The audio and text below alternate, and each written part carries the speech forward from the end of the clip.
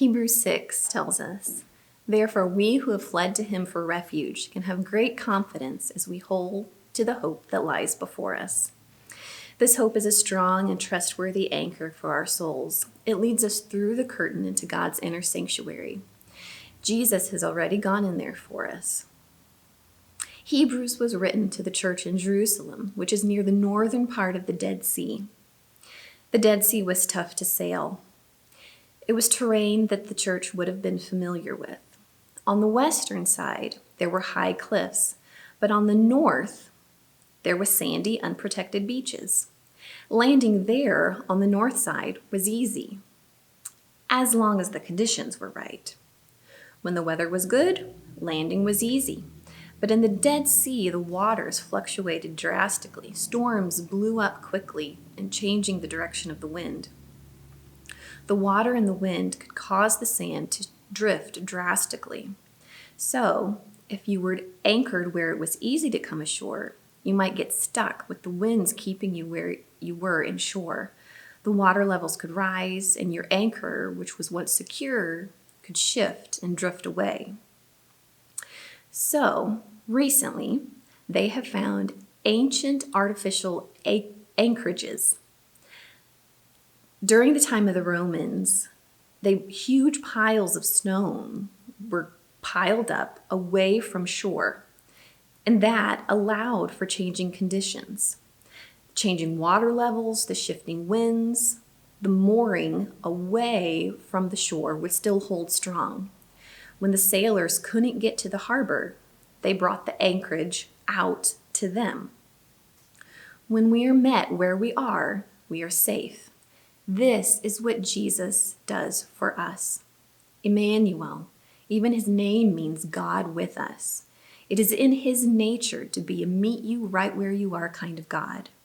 He is the one who looks for the lost sheep. He runs undignified to meet the prodigal son who came down to earth to do for us what we could not do for ourselves.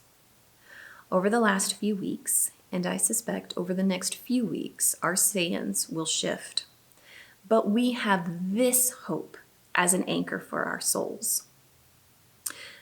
Not the easy kind that only works when conditions are right, but the kind that comes out to meet us so we can be a strong and trustworthy anchor for our children. So what does this look like? Well, it looks like connection, or the clinical term is attachment. And what is attachment? It is loving and being loved. It is knowing how to love well and how to receive love. And that's it. There is such a thing called an attachment cycle. And over again, thousands of times in your child's life, you experience a need. They express that need. The need is met. Over and over, we have a need. We express that need. We receive comfort. That is attachment. You need to know that you have needs, and you need to know where you can go to get those needs met. This is what Jesus offers us, so that this is what we can offer our children. Love heals brains. It's been proven with imaging, with recent technology. Attachment is not only healing from past trauma.